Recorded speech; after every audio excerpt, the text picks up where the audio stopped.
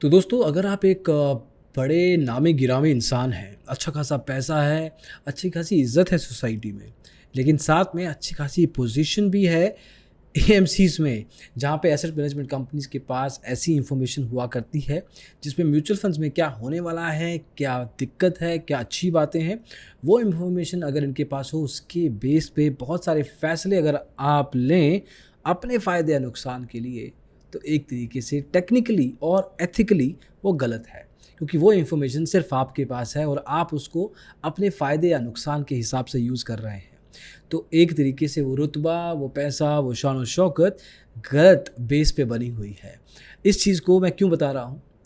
सेबी का नया रूल ये फरमाता है कि अगर आप ये सब करते हैं, एएमसीज़ में बैठ के अच्छे पोजीशंस में बैठ के अगर आप ऐसी इन्फॉर्मेशंस का, ऐसे लीक्स का फ़ायदा उठाते हैं, तो आप गलत हैं।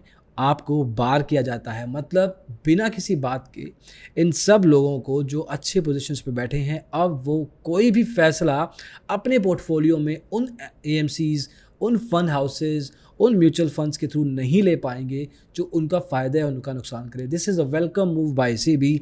अमीर को और अमीर कैसे बनने से रोका जाए अगर वो गलत तरीके से बन रहा है, दैट्स अ गुड स्टेप। पूरा डिटेल में आपको बताएँगे इस वीडियो में कि किस तरीके से ये रूल, ये फरमान आया है और किस तरीके से इसको आप पे लागू आपको इम्पैक्ट करता रहा है और अब कैसे करेगा। तो आइए शुरू करते हैं।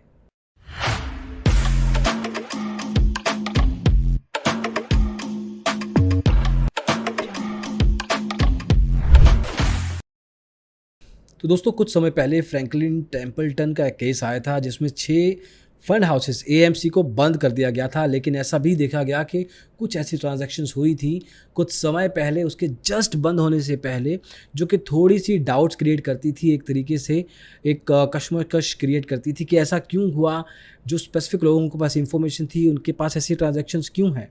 तो एक तरीके से वहाँ पे भी एक्शंस लिए गए।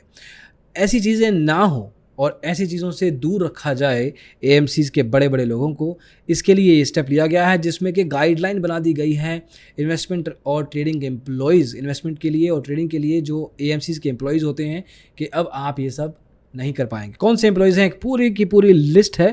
चाहे वो इसको एक्सेस पर्सन कहा जाएगा, जिसके पास इन्फॉर्मेशन का एक्सेस है। वो कौन-कौन से लोग होंगे? एएमसीज़ के वो लोग होंगे जिसका सीईओ है, मैनेजिंग डायरेक्टर है, प्रेज़िडेंट है, एग्ज़ीक्यूटिव डायरेक्टर्स हैं, chief investment officer, chief risk officer, then you have chief operating officer, chief information officer. एक तो सीएक्सओ लेवल पे इतनी सारी पोज़ीशंस होते हैं, साथ में आगे चीफ़ और पीछे ऑफ़िसर लगा देते हैं और बीच में कोई इन्फॉर्मेशन है, कोई एग्ज़ीक्यूटिव है, कोई ऑपरेशंस है, कोई मैनेजमेंट है, कोई फाइनेंशियल है।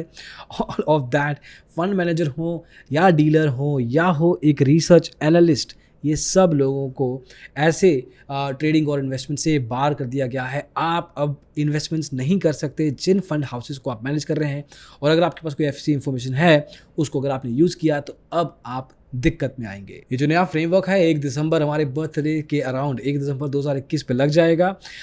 ये उन लोगों को रिफ्रेन करेगा परचेज या सेलिंग के any security with in a period of 30 calendar days, मतलब 30 लगातार जो कैलेंडर दिन होते हैं उनसे शुरू हो जाएगा।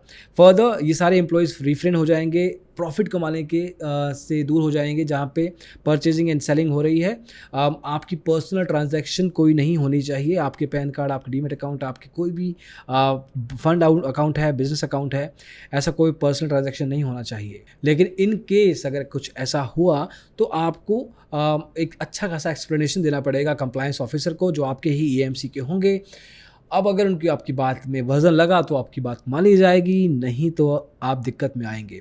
अब ज़िम्मेवारी कंप्लायंस ऑफिसर के ऊपर आ जाएगी। अगर आप गलत थे, कंप्लायंस ऑफिसर ने आपको ओके कर दिया, तो अब कंप्लायंस ऑफिसर फँस सकता है। तो एक तरीके से this is a very tightly setup sort of a framework. तो दोस्तों आइडिया आपको हो गया हाई लेवल पे कि एग्जैक्टली क्या है। ये सब चीज़ें बहुत ज़रूरी हैं, क्योंकि आप ये मान के चलिए कि जो भी कंपनी, जो भी स्टॉक्स में आप इन्वेस्ट करते हैं, उनके कंपनी में कुछ एम्प्लॉयज़ होते हैं ऑब्वियसली, जो कोई मिड लेवल पे होते हैं, कोई सीनियर लेवल पे होते हैं, कोई टॉप मैनेजमेंट में भी होते हैं। अब उनको तो पता है ना कि उनकी कंपनी के आगे के प्लान्स क्या हैं, इंटरनल इन्फॉर्मेशन उनको पता है। अगर वो अपनी ही कंपनी के स्टॉक्स बाय करते रहेंगे एक तरीके से और सही टाइम पे सेल ऑफ कर देंगे जब कोई नुकसान आने वाला होगा, जैसे क्वार्टरली रिजल्ट आने वाला है। अब कंपनी का क्वार्टरली रिजल्ट कौन निकालता है? कंपनी के सीए। अब कंपनी का सीए को पता है कि कंपनी का क्वार्टरली रिजल्ट अच्छा है, क्योंकि 1 डेढ़ महीना लगता है रिजल्ट निकालने में। तो वो पहले ही स्टॉक बाय कर लेगा, क्योंकि अच्छा है तो it's a good news for the market.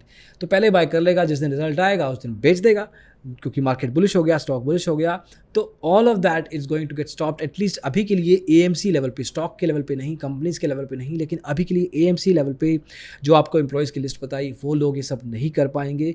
तो ये एक अच्छा स्टेप बन सकता है, क्योंकि सर्टेन लेवल पे ये होता रहा होगा, करते रहे होंगे लोग, और आप और हम जो लोग इन कंपनीज में काम नहीं करते हैं उनके पास ऐसी इन्फॉर्मेशन नहीं है, और हम लगे पड़े हैं अपनी ट्रेडिंग और इन्वेस्टमेंट की स्ट्रेटजीज बनाने के लिए, और फिर अपना फ़ायदा और नुकसान की जिम्मेवारी हम पे ही रहती है। लेकिन अब ये एटलीस्ट इस केस में नहीं होगा। मार्केट को क्लीन बनाने का बहुत ही वेलकम स्टेप है, और इसी वीडियो में हम कोशिश इसलिए की है आप तक लाने की कि जो अच्छी बातें भी करता है सेबी वो भी हम लेके आते हैं।